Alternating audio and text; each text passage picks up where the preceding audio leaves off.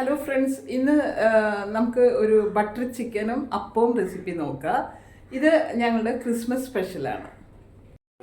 ഇതിനു വേണ്ടിയിട്ട് ഞാൻ എടുത്തിരിക്കുന്നത് ഒരു 3/4 കിലോ ചിക്കനാണ്. അതിൽ 2 ടീസ്പൂൺ മുളക് പൊടി, 1/2 ടീസ്പൂൺ ഉപ്പുപൊടി, 1/2 ടീസ്പൂൺ മഞ്ഞൾപ്പൊടി, കുറച്ച് ഗരം മസാലയും കുറച്ച് ഇഞ്ചി വെളുത്തുള്ളി പേസ്റ്റും കൂടെ മിക്സ് ചെയ്ത് വെച്ചു. അതിനുശേഷം ഞാനൊരു 4 സവാള, 4 പച്ചമുളകും കട്ട് ചെയ്ത് വെച്ചു. പിന്നെ ഒരു 4 തക്കാളിയും കൂടെ വേണമായിരുന്നു, അതുകൂടെ കട്ട് ചെയ്ത് വെച്ചു. അതിനുശേഷം നമ്മൾ ഒരു പാൻ വന്നിട്ട് അടുപ്പത്ത് ഗ്യാസിൽ വെച്ചിട്ട് ഗ്യാസ് ഓൺ ചെയ്തു. ഗ്യാസ് കത്തിച്ചു. അതിനുശേഷം നമ്മൾ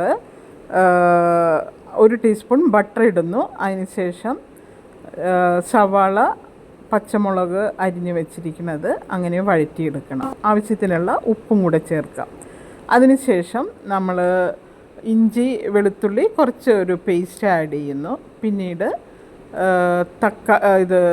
2 ടീസ്പൂൺ മുളക് പൊടി ആഡ് ചെയ്ത് നന്നായിട്ടൊന്ന് ഇളക്കിയെടുക്കുന്നു.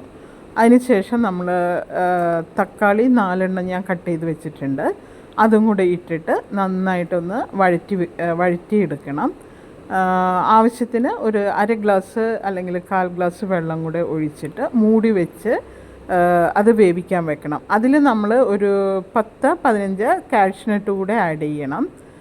കാഷ്നട്ടാണ് ഇതിൻ്റെ മെയിൻ ഗ്രേവി ആയിട്ട് വരുന്നത്. അപ്പോൾ തക്കാളിക്ക് ശേഷം നമ്മൾ കാഷ്നട്ട് കൂടെ ഇട്ടിട്ട് അത് മൂടി വെക്കുന്നു. അതിനുശേഷം ഞാൻ അതിനടുത്ത ഇതിൽ ഒരു പാൻ വെച്ചിട്ട് അതിൽ 1 സ്പൂൺ ബട്ടർ ഇട്ടിട്ട് ചിക്കൻ ഇട്ട് നന്നായിട്ടൊന്ന് ഇളക്കി കൊടുത്തു.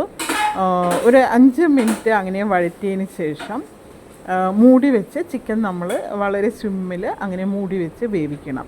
ഒരു 10-15 മിനിറ്റ് അങ്ങനെ മൂടി വെച്ച് വേവിക്കുക. അതിനുശേഷം ഈ തക്കാളിയും സവാളയും എല്ലാം കൂടെ കാഷ്നട്ട് എല്ലാം കൂടെ വഴറ്റിയത് ഒരു മിക്സിയുടെ ജാറിലിട്ട് നന്നായിട്ട് അരച്ചെടുക്കുക. തരിയില്ലാതെ നന്നായിട്ട് അരച്ചെടുക്കണം ഇത്. എന്നിട്ട് ആവശ്യത്തിന് വേണമെങ്കിൽ ഒരു 1/2 ഗ്ലാസ് വെള്ളം കൂടെ ആഡ് ചെയ്തിട്ട് രണ്ടാമത് വീണ്ടും മിക്സി ഒന്നുകൂടെ അടിച്ചിട്ട് നമുക്ക് അതിലൊഴിക്കാം. പിന്നെ ഞാൻ അതിൽ ഒഴിച്ചിട്ടുള്ളത് ഫ്രഷ് ക്രീമാണ്. അത് ഒരു 4-5 ടീസ്പൂൺ ഒഴിച്ചിട്ടുണ്ട്. ആവശ്യത്തിനുള്ളത് ഒഴിക്കാം. പിന്നെ നമുക്കിതിൽ ഇത് പുളിയും ഉപ്പ് എല്ലാം കൂടെ ഒന്ന് ഇത് ചെയ്യാൻ വേണ്ടി കോമ്പൻസേറ്റ് ചെയ്യാൻ വേണ്ടിയിട്ട് നമ്മൾ കുറച്ച് ഒരു 2 നുള്ള് പഞ്ചസാര കൂടി ആഡ് ചെയ്യുന്നുണ്ട്.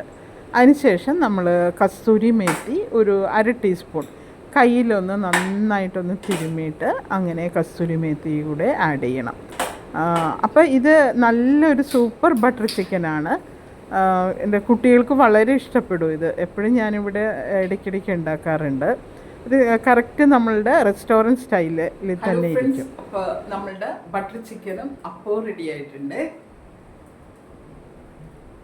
നല്ല സൂപ്പർ ബട്ടർ ചിക്കനാണ്. ഞാൻ ടേസ്റ്റ് നോക്കി.